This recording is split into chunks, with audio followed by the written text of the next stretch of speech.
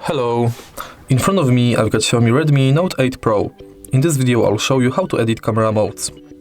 In the beginning let's enter camera and go to More section. Now tap on Edit and now select modes you want on your start screen. Firstly, tap and hold on mode and drag it to start screen.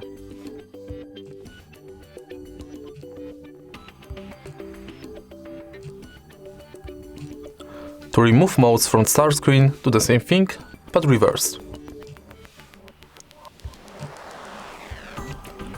Now press this button to accept.